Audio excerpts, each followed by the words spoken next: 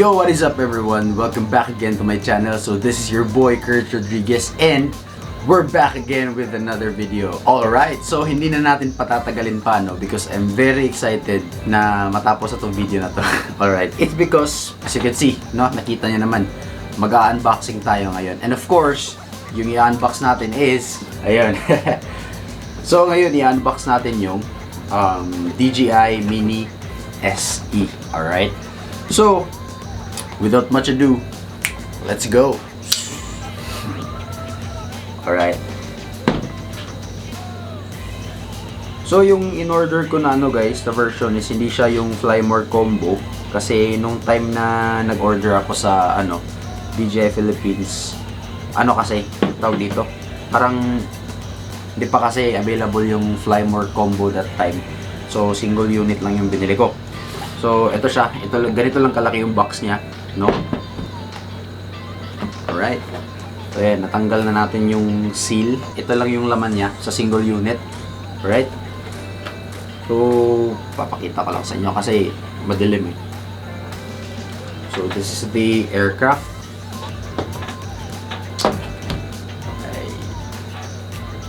Yan. This is the aircraft. So this is the controller, no?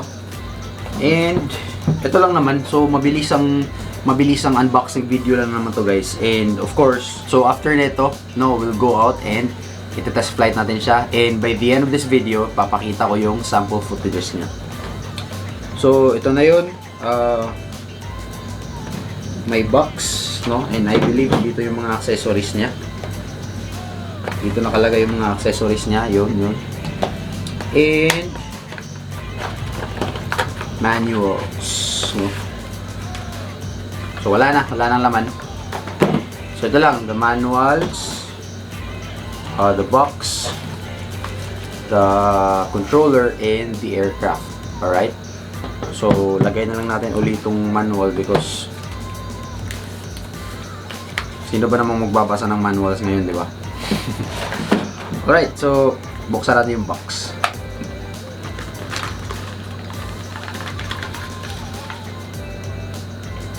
Yun, so yung laman ng box is yung charger ng aircraft. Alright, screwdriver. I believe this is the charger of the controller. Ayan. And may dalawang extra cords dito, and I believe ito yung magko-connect sa controller and then yung So isang para sa Apple, isang para sa Android, and then tatlo to eh. Sa pagkakalam ko tatlo. Yung isa andun sa yung isa andun sa controller nakakabit na. So may extra na props, no? And throttle, ayun. So buksan natin yung controller. I believe andito yung isang cord. Yun, so ito yung controller niya. And I believe andito din sa loob yung ayun. Yung para sa tawag dito, what you call this? Throttle niya. Dito nakalagay. And of course, ito yung andito yung isang cord niya. So, isang type C and then isang anong type ba tong isa? Basta yung older type ng cord ng Android. And of course, yun, the aircraft. So, tanggalan lang natin siya ng speakers. And ibubuka natin siya.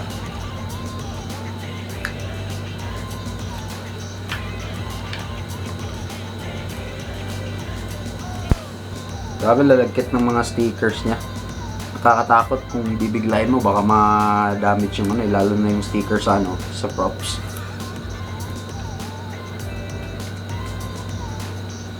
Yun.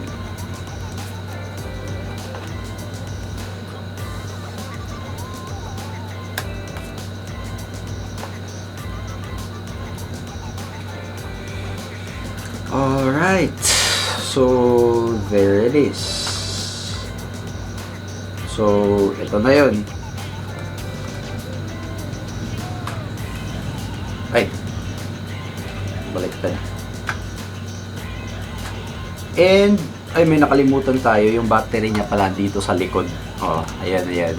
Nasa loob na pala, nakalagay na sa loob. So, papakita ko lang sa inyo. So, this is the Mini SE, DJI Mini SE. And ayun, show ko lang ng konti, pang thumbnail lang. Ganun. Alright guys, so our unboxing is done, no?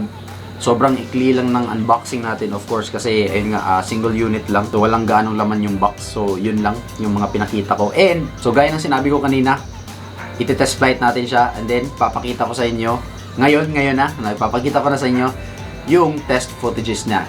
In 3, 2, 1.